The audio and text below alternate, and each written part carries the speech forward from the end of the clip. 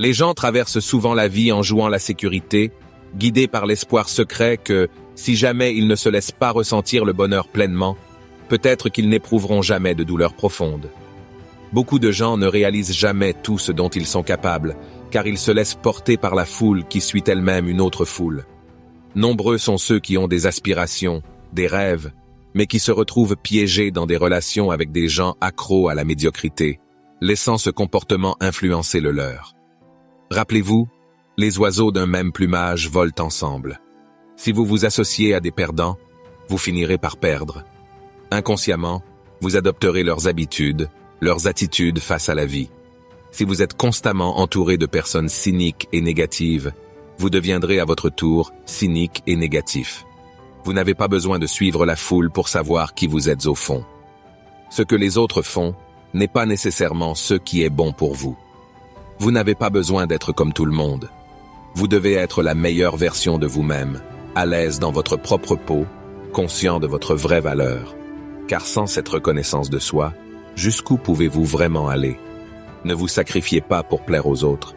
Ce n'est pas facile de faire cavalier seul, mais si vous persévérez et restez fidèle à vous-même, cela en vaudra la peine à la fin.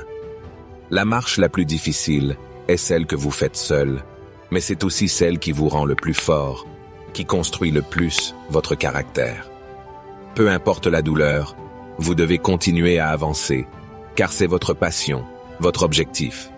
Votre focalisation et votre passion vous engourdissent à la douleur, vous poussant à persévérer pour atteindre vos objectifs. N'acceptez jamais de vous résigner à ce que vous êtes actuellement, en pensant que c'est tout, ce que vous êtes destiné à être. Battez-vous contre cette idée. En regardant vers l'avenir, faites le point sur vous-même. Qu'est-ce qui vous retient actuellement et dont vous devez vous défaire car cela ne vous correspond plus? Envisagez où vous voulez aller, le genre de personne que vous voulez devenir, les standards que vous devez établir pour vous-même. Si vous voulez continuer à obtenir ce que vous avez toujours obtenu, continuez à faire ce que vous avez toujours fait. Mais si vous voulez du changement, vous devez agir différemment. Pour renforcer votre confiance, continuez à accumuler des connaissances. Si vous cessez d'apprendre, votre confiance commencera à décliner. Vous devez continuer à étudier pour avancer.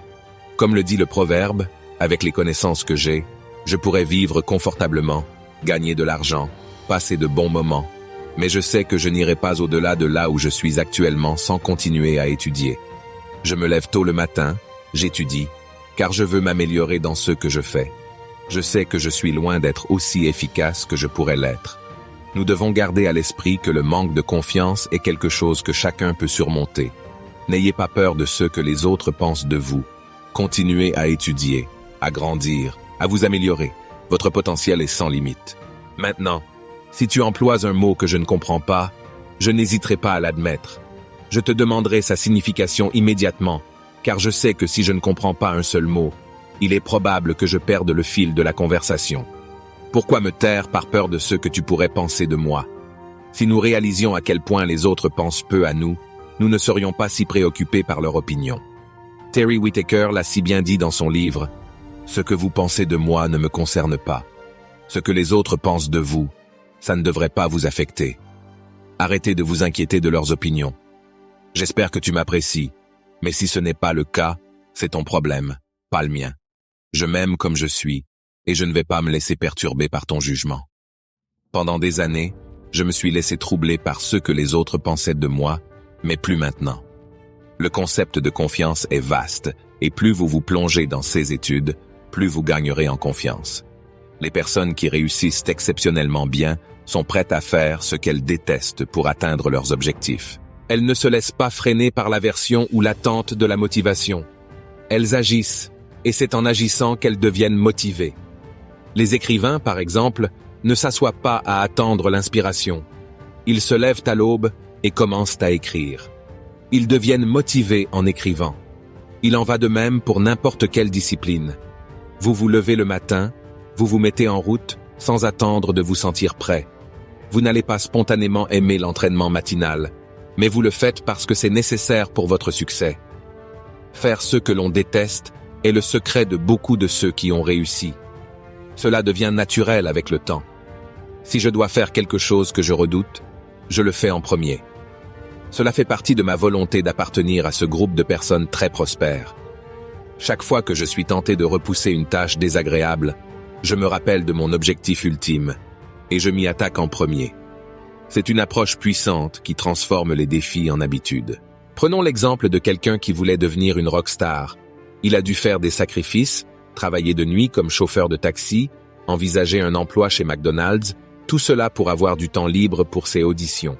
Juste avant de commencer à travailler chez McDonald's, il a été choisi comme batteur pour le groupe Simple Minds. Il n'a jamais eu à travailler chez McDonald's ou à conduire un taxi à nouveau. Ceux qui disent qu'il ne se dégraderait jamais à faire un travail qu'il déteste manquent le point.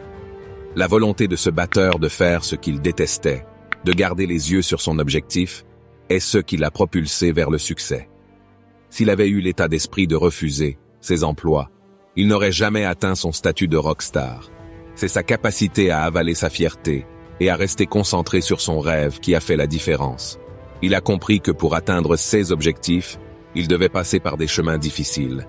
C'est une leçon pour tous. Pour réaliser nos rêves, nous devons parfois faire des choses que nous n'aimons pas, car elles sont les marches de l'escalier menant à nos plus grandes réussites.